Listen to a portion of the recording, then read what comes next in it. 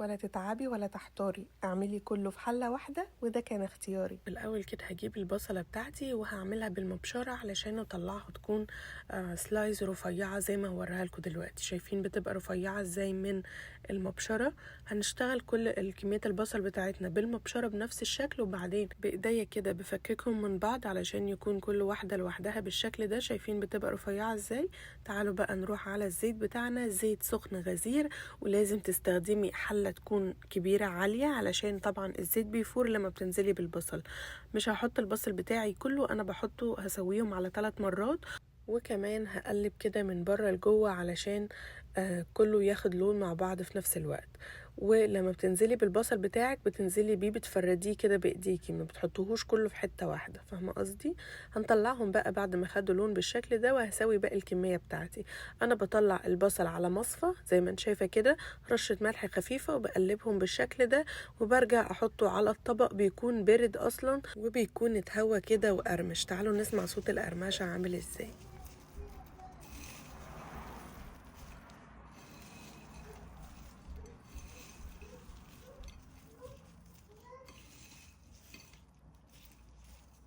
شايفين بقى لون البصل والقرمشة عاملة ازاي؟ هنا بقى هصفي الزيت علشان هو ده نفس الزيت اللي هستخدمه في كل الكشري بتاعي النهاردة. وفي نفس الحلة اللي عملت فيها البصل هغسلها بالشكل ده وانشفها، وحطيت فيها كبشة من الزيت اللي سوينا فيه البصل، ونزلت عليهم بالشعرية بتاعتي.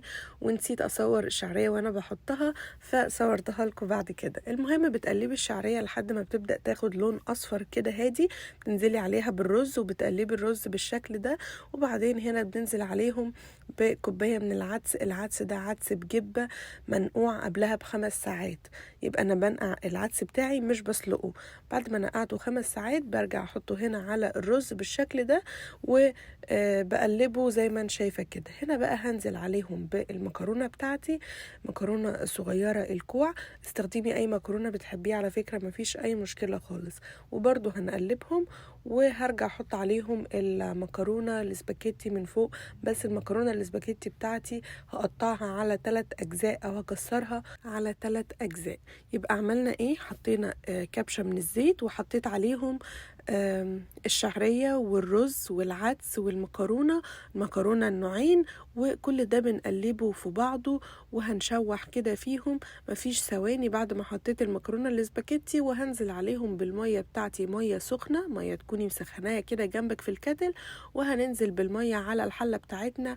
وما تحطيش مية كتير علشان الكشري ما يعجنش معاكي. انتي مجرد ما بتغطي الحلة بتاعتك، ما بتغطي المكونات اللي حطيتيها دي كلها، وتسيبي فوقيها مقاس صباع واحد، يعني سنتي واحد كده فوق الرز والمكرونه والحاجات دي. ما تحطيش ميه كتير علشان ما يعجنش. حطيت عليهم معلقه صغيره كده من الملح، وهنا هغطي الحله بتاعتي وهسيبها لحد ما تبدا تتشرب، وبعدين ههدي النار. شايفين بعد ما اتشربت الميه بالشكل ده هديها تقليبه كده، وهنا هغطي الحله وهدي النار شعله واسيبها تستوي على نار هاديه براحتها جدا زي ما بنعمل الرز. هنا بقى تعالوا نعمل الصلصه في نفس الزيت اللي احنا عملنا بيه البصله. بحط حبه من الزيت كده، وبنزل عليها بمعلقه كبيره من الثوم المفروم، يعني حوالي 4-5 فصوص ثوم مفرومين كده، رشة ملح بقى، ونقلب التومة بتاعتنا. بعد ما التومة تبدأ تاخد لون أصفر كده، تبدأ تاخد لون كده، هنزل عليها بمعلقة كبيرة من الخل. وهنا هنعمل أحلى طشة هتشميها، يعني ريحتها بتبقى خطيرة بجد. بعد ما نزلنا معلقة الخل وطشناها كده وقلبناها، بتعمل زي فوران كده خفيف. وبعدين هنحط عصير الطماطم. وهنا بعد ما حطيت عصير الطماطم نزلت عليه بعلبة صلصة، علشان الطماطم بتاعتي بتبقى مش لونها احمر قوي زي الطماطم بتاعت مصر.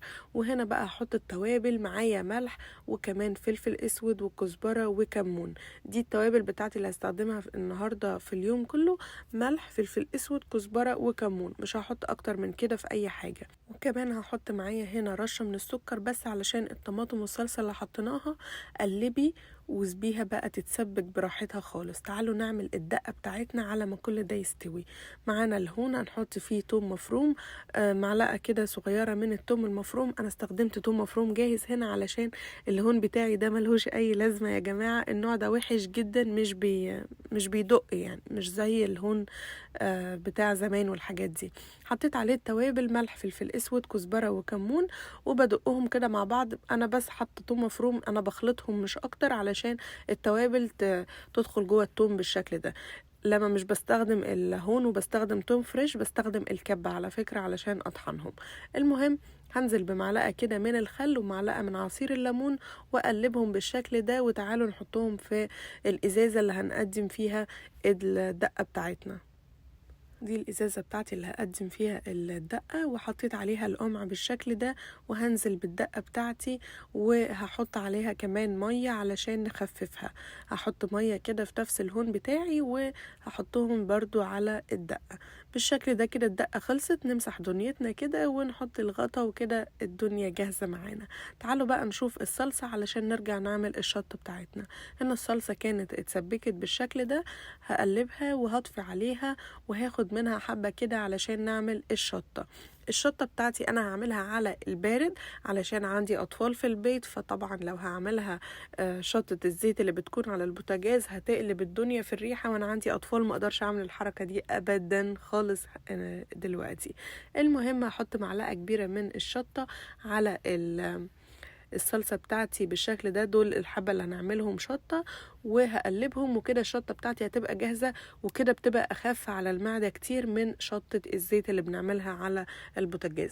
ولو عايزة تعملي شطة الزيت فانت بتحطي الطاسة على البوتاجاز، بتحطي فيها زيت، وبتحطي كمية الشطة بتاعتك اللي انت عايزاها، وبتقلبيها، بتحمريها في الزيت، وبعدين بتنزلي عليها بحبة من الصلصة، وكده بتبقى جاهزة معاكي برضو. هنا الشطة بتاعتي جهزت. تعالوا نشوف الكشري. شايفين الكشري بتاعنا شرب كل ميته واتفلفل واستوى وبقى شكله يجنن، وريحة الأكل جايبة آخر الدنيا. بصوا بقى، تعالوا نقدم الكشري بتاعنا. حطيته في السرفيس بالشكل ده، وهحط عليه الصلصة من فوق زي ما انت شايفة كده. وبعد ما احط الصلصة بالشكل ده هحط عليها الحمص المسلوق من فوق. الحمص هنا لو عايزة تعملي حمص فانا نقعته 5 ساعات برضو مع العدس من الاول، وبعدين حطيته في مية سخنة، سبته يتسلق، وبعد ما اتسلق خلاص دخل في السوا، حطيت عليه رشة ملح كده وسبته كمل سواه، وبعدين صفيته من المية وغسلته كمان علشان الحمص بيكون منزل مية لونها اصفر وفيها مرار كده، فلازم تغسليه.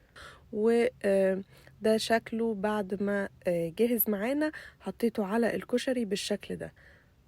بصوا بقى الحلاوة والجمال وشكل الكشري بتاعنا، وطعمه وريحته كانت جايبة آخر الدنيا. طعمه كان حلو جدا. حطينا بقى البصل بتاعنا الورد كده المقرمش من فوق من على الوش بالشكل ده، وكده الطبق بتاعنا جاهز، وهنقدمه مع الشطة والدقة اللي عملناهم مع بعض. وشوفوا الحلاوة والجمال. طبق من الآخر، سيرفيس كده تحطيه على سفرتك يملى مكانه كده. لو عجبكم الفيديو النهاردة ما تنسوش تعملوا لايك وشير للفيديو، ولو أول مرة بتشوفوني تعملوا سبسكرايب وتفعلوا الجرس، وأشوفكم المرة الجاية في حاجة جديدة نتعلمها سوا. باي باي.